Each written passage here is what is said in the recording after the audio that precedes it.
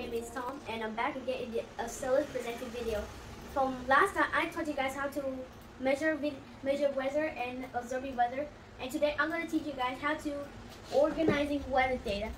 But why should weather data be organized? When weather is observed or measured, weather is written down, and when it happens, it could be written down or recorded. And there are two ways to organize weather data. It's tables and maps.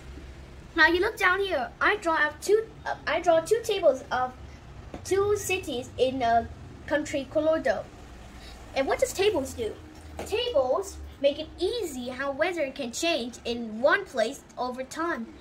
We can compare data in two different locations on the same day. So first, this is the location of Parkville in Colorado. On Monday, it's 73 degrees Fahrenheit.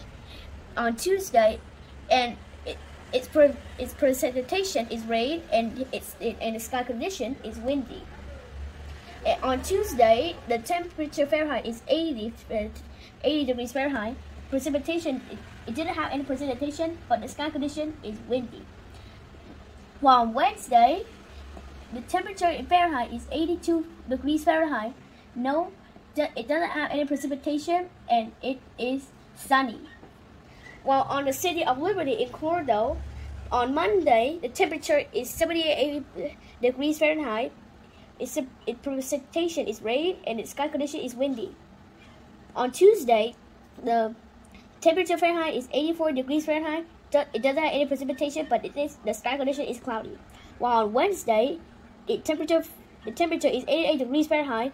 No rain and sunny. So as you can see on these two tables, the city Colorado has two cities that has different temperatures, same precipitation on each day, but different sky conditions. The next one is maps. What does maps do? Maps shows temperature is often showing on maps, which will vary across an area. So if you look down here, this is on Monday. Here is the country of Colorado, and here is Liberty in Colorado is 73 degrees Fahrenheit. While on Parkville in Colorado is on down bottom is 78 degrees Fahrenheit.